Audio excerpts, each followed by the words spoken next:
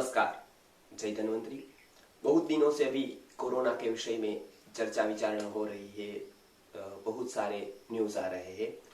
तो कोई भी बीमारी हो, संक्रामक बीमारियां, वो एक बात निश्चित है कि वो जब हमारी इम्यूनिटी स्ट्रोंग नहीं होती है, हमारी रोग प्रतिरोधक क्षमता सबल नहीं होती है, तभी हमको कोई भी प्रकार की बीमारी पकड़ लेती है।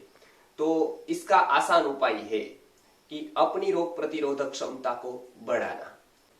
तो बहुत सारे उपाय आयुर्वेद के ग्रंथों में बताए हैं, या ऐसा भी आप कह सकते हैं कि सबसे ज्यादा शायद आयुर्वेद के ग्रंथों में ही इसका उपाय बताया है, क्योंकि सबसे पहले रोग प्रतिरोधक क्षमता की बात, इम्यूनिटी की बात आयुर्वेद ने कही है।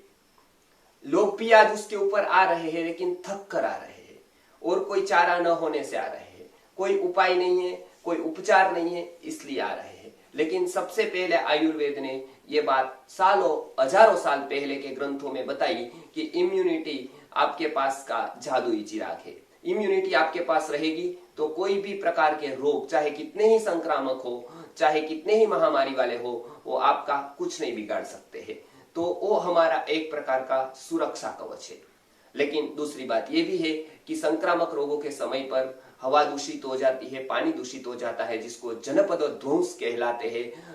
उसमें अपने शरीर पर इम्यूनिटी टिकाए रखना वो बहुत ही आवश्यक होता है।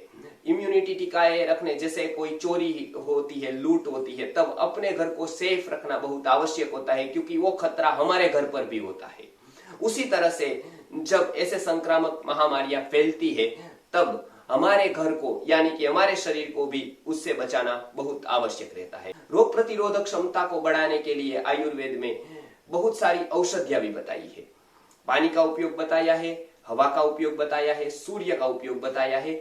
इसके साथ साथ कुछ औषधियां बताई है, वो हम आज देखेंगे।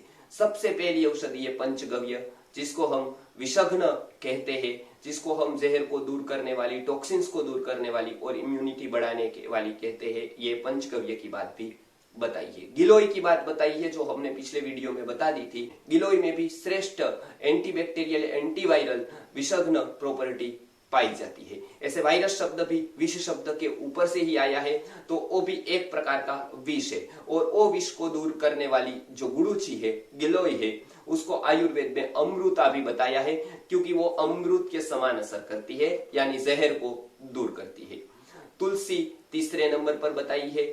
इसी तरह से इम्यूनिटी बढ़ाने के लिए आम्ल की रसायनम, शतावरी, द्राक्षा, ये सारी चीज बताई है।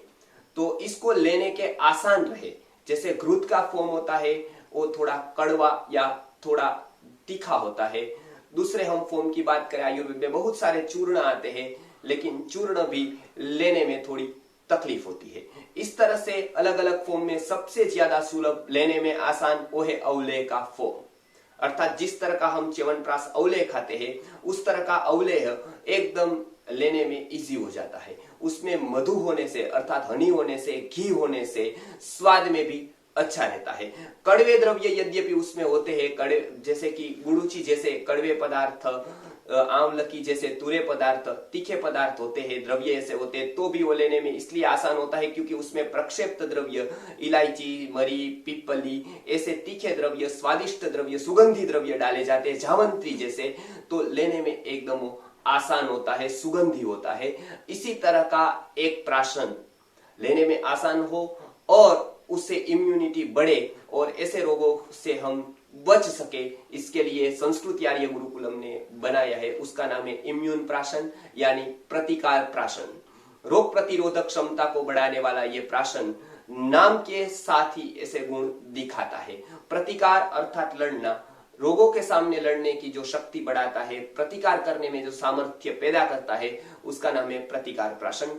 तो ये अवलेह के फॉर्म में होने से आसान है लेने का, स्वाद भी बहुत अच्छा है उसका, तुरंत ही पच जाता है, इसलिए पचने में कोई जिसकी पाचन शक्ति अच्छी नहीं है वो भी ले सकते हैं। तो ये प्रतिकार प्राशन अवलेह के फॉर्म में है, लेना एकदम आसान है, स्वाद सुमधुर है और पचने में भी हल्का है, इसलिए तुरंत पच जाता है, क्योंकि उसमें पाचक औषधियां भी डाली हुई है।